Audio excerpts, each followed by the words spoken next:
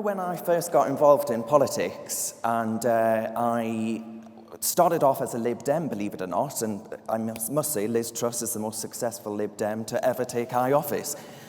But the Lib Demery in me, I thought, was a rebellion against the politics of my mother, who was somewhere to the right of Attila the Hun. And I thought, right, well, I believe in market competition.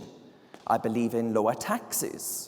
I believe in people being free to, well, within reason, do whatever the hell they want to do without being told. We're going to have Claire Fox telling us about the nanny state and the ways in which all of you are pandered to and told that actually, you cannot have what we all like to have, which is, frankly, alcohol in this country, might be cigarettes in this country, vapes. How many of you vape in this room? There are so many things that we are being told we cannot have and that are bad for us, and actually I say it should be up to the individual and not the state. There were so many reasons why I thought that this was a part of a Lib Dem tradition. You go back to the Liberal Party, and that party has moved so far away from that into the sort of social democrat mush that Jess referenced as in relation to the Conservatives. When I got a bit older, I thought, well, hang on a minute. All of these values aren't espoused by the Lib Dems. They do fall within the Conservative Party tradition. You think back to Mrs. Thatcher and all the rest of it.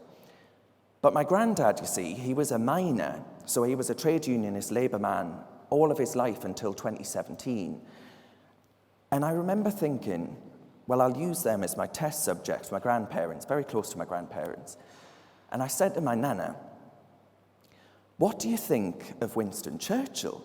I thought, easy enough, let's see what she says to this. And she said, oh, he was for Britain. And I said, Nana, what do you reckon about Margaret Thatcher? Bearing in mind, Grandad was a miner. And she said, in hushed tone, she was for Britain. And I remember then thinking, this whole narrative that people in areas like County Durham, communities like mine, that small c conservatism, whether that be social, whether that be economic even, they believe in hard work, right? In you actually going out there and having to earn a decent crust, not being dependent upon the state, etc., etc. And I remember thinking then that the red wall was going to fall.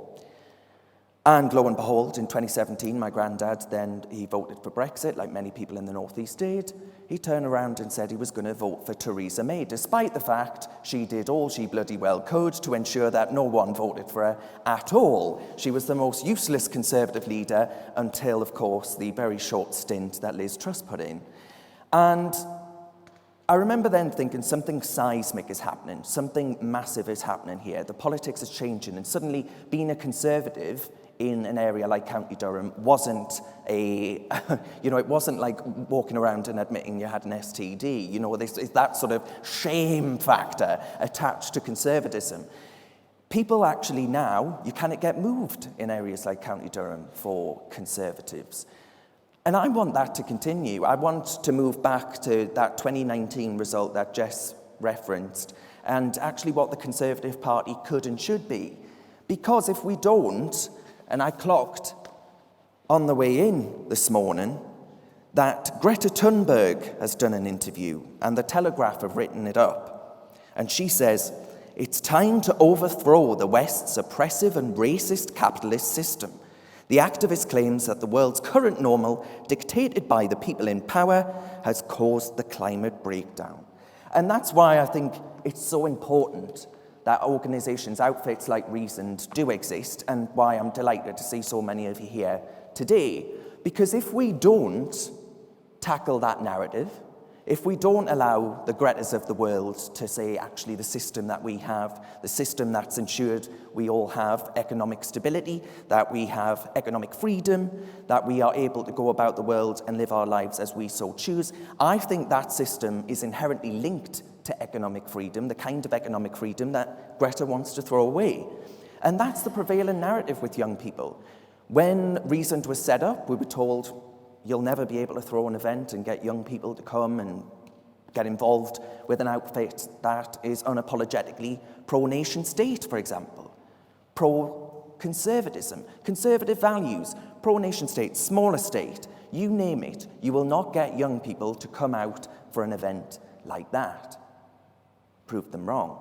And I think it's so important, as Jess said, that you do put your head above the parapet, get involved if you can, in whatever way it might be. Invite and reason to come to your university, to come wherever it is that you think that people would be willing to hear what it is we've got to say.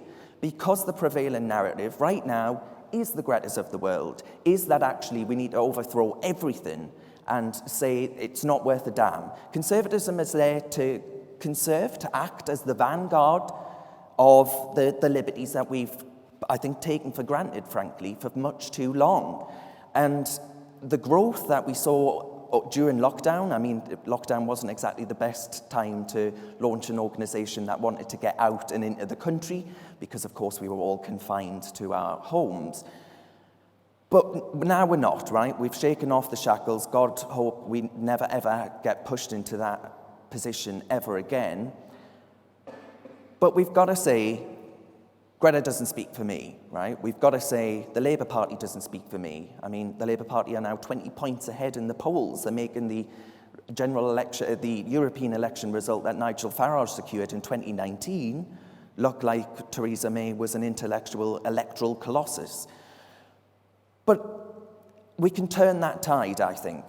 We can actually start to say, speak about what conservatism should look like for young people, because I think right now there isn't much in the way of a conservatism that genuinely does speak for younger people. If you want to own a home, well, good luck with that, especially if you want to own one in London, frankly. If you want to escape a 70-year tax burden, tough, you cannot. There are so many ways in which the Conservative Party isn't speaking to conservative young people, and we do exist, contrary to popular belief.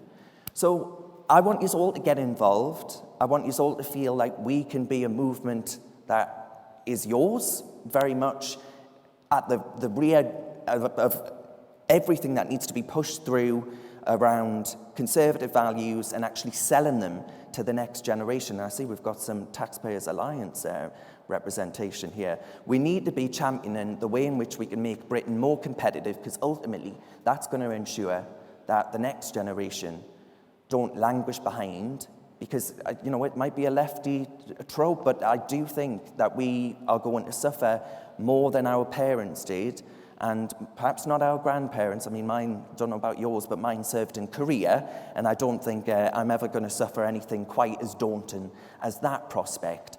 But certainly we've got it worse than our parents did as far as access to housing is concerned, as far as the sheer size of the state, the tax burden's concerned.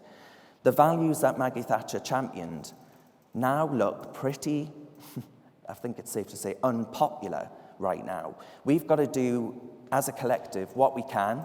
I think Conservatives are uniquely bad at acting as a collective. We're all individualists. We perhaps proselytize a little bit too much about what the individual can do and not what we can do as a collective. Maya Tusi is over there. We are the media. What Maya has managed to do in building a movement, I think, is exactly what we need to happen with Reasoned as well. So I really do hope you all get involved.